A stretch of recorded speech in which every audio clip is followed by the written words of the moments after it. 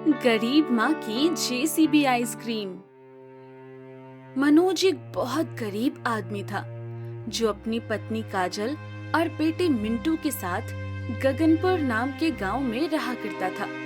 Manoj ice cream बेचने का काम करता था, पर उसका ये काम ज्यादा अच्छा नहीं चलता था। वो आजकल बहुत परेशान था क्योंकि काजल पेट से थी और उसके लिए 3 लोगों का ही खाना कमाना मुश्किल हो रहा था। अरे, तुम कहाँ जा रहे हो? कहाँ जाऊंगा? पैसे कमाने जा रहा हूँ। और क्या, घूमने जाऊंगा? आप चिढ़ क्यों रहे हैं? अरे कुछ नहीं, मैं बस बहुत परेशान हूँ। खैर, तुम बताओ क्या बात है? मैं ये कह रही थी कि आप क्यों जा रहे हैं? मेरा समय नजदीक है। मुझे मालूम है तुम्हारा समय नजदीक है, पर अगर मैं जाऊंगा नहीं तो पैसे कहाँ से आएंगे? ये जो बच्चा इस दुनिया में आने वाला है, उसके लिए पैसे तो चाहिए होंगे ना।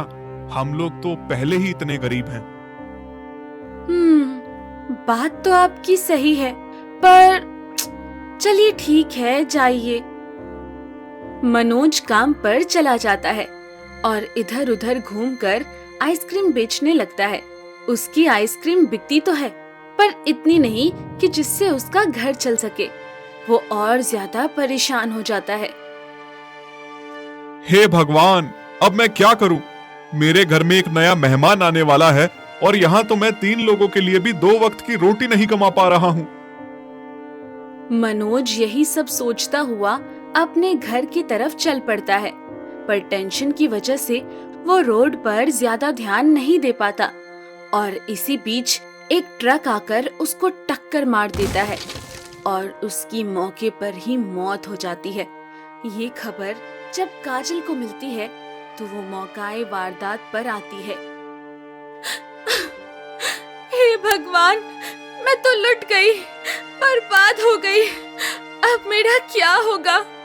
अगर तुम्हें ये दुनिया छोड़कर जानी ही थी तो मुझे भी अपने साथ ले जाते। अब मैं अकेली अबला इस दुनिया में क्या करूंगी? रोते रोते काजल को अचानक बहुत तेज दर्द होने लगता है। आसपास मौजूद लोग उसे फौरन अस्पताल पहुंचाते हैं। कुछ समय गुजरता है और पता चलता है कि उसने एक बेटे को जन्म दिया है, पर उसे इस बेटे के पैदा होने की कोई भी खुशी नहीं होती क्योंकि वो अपने पति को खो चुकी थी। तुम इस दुनिया में आ तो गए हो, पर मैं तुम्हें कैसे पालूंगी? मुझे नहीं पता। तुम्हारे पिता ने कहा था कि अगर लड़का हो तो उसका नाम बंटी रखना, तो आज से मैं तुम्हें बंटी बुलाऊंगी। इतना कहते ही वो रोने लगती है। तभी वहाँ उसका पड़ोसी राजू आ जाता है और उससे कहता है, भाभी जी, आप रोइए मत। मनोज चला गया तो क्या हुआ? हम सब आपका सहारा हैं। वक्त पड़ने पर पड़ोसी ही पड़ोसी के काम नहीं आएगा तो भला कौन आएगा? पर मैं अब क्या करूंगी? मनोज का आइसक्रीम वाला ठेला तो है ना, आप उसी पर आइसक्रीम बेच सकती हो। अभी आपकी बाजार में घूमने की हालत नहीं है तो आप घर के बाहर ही ठेला लगा लो। हाँ, ये सही आइडिया है। धन्यवाद भाई साहब। उसके बाद काजल अपने घर आ जाती है और उस दिन के बाद से वो बंटी को पालते हुए आइसक्रीम भी बेचती रहती है।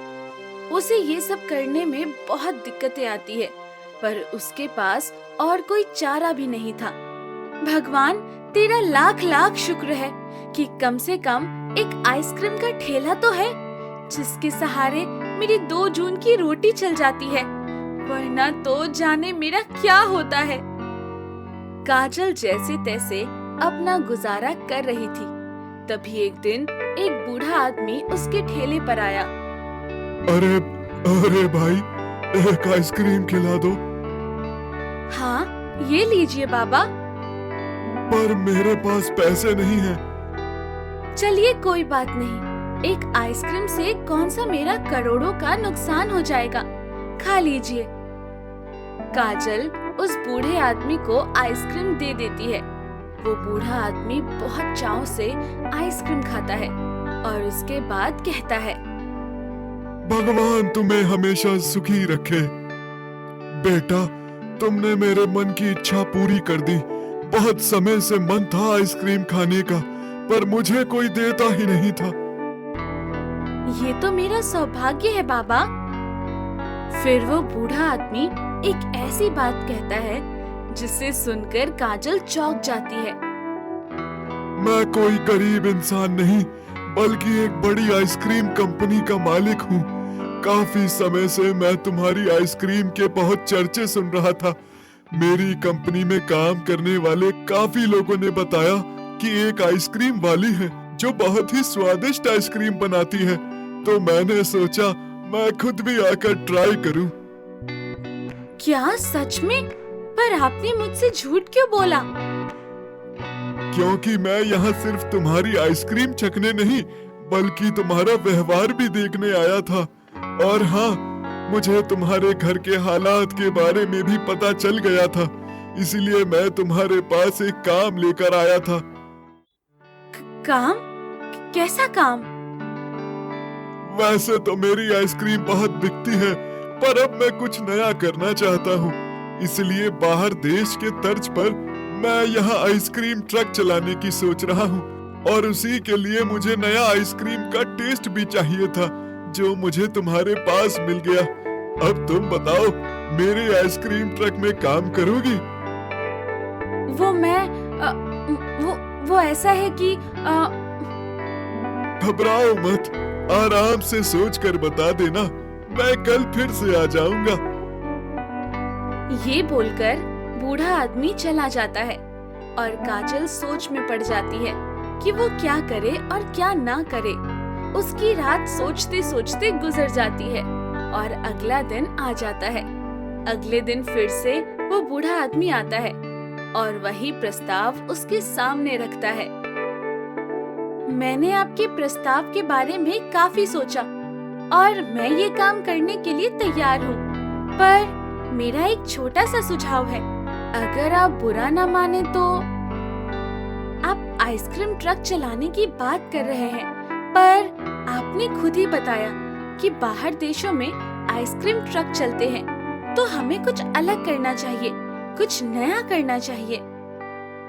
क्या अलग और क्या नया? जैसे अगर हम लोग जेसीबी पर आइसक्रीम बेचे तो वो कैसा रहेगा? है? जेसीबी पर? हाँ, जेसीबी पर, क्योंकि आज के जमाने में जो जितना अटपटा काम करता है वो उतना ज्यादा मशहूर होता है। हाँ, ये बात तो तुम्हारी सही है। चलो ठीक है, तुम जेसीबी पर आइसक्रीम बेचना। उस जेसीबी पर एक बोर्ड लगाएंगे जिस पर लिखेंगे गरीब माँ की जेसीबी आइसक्रीम। उन लोगों की डील पक्की हो जाती है और अगले ही दिन से काजल जेसीबी पर आइसक्रीम बेचना शुरू कर देती है। देखते ही देखते वो जेसीबी आइसक्रीम इतनी फेमस हो जाती है कि पूरे शहर में काजल को सब गरीब माँ जेसीबी आइसक्रीम वाली कहने लगते हैं और काजल अमीर भी हो जाती है। माँ, हम बहुत अमीर हो गए। हाँ बेटा, अगर आज तेरे पिताजी जिंदा होते तो वो कितने खुश होते। बधाई हो भाभी जी। अरे, मुझे तो आपको धन्यवाद कहना चाहिए। अगर आप मुझे आइसक्रीम ठेला लगाने का आइडिया ना देते तो ये ना होता। और इस तरह से एक गरीब माँ जेसीबी पर आइसक्रीम बेचकर फेमस और अमीर हो गई।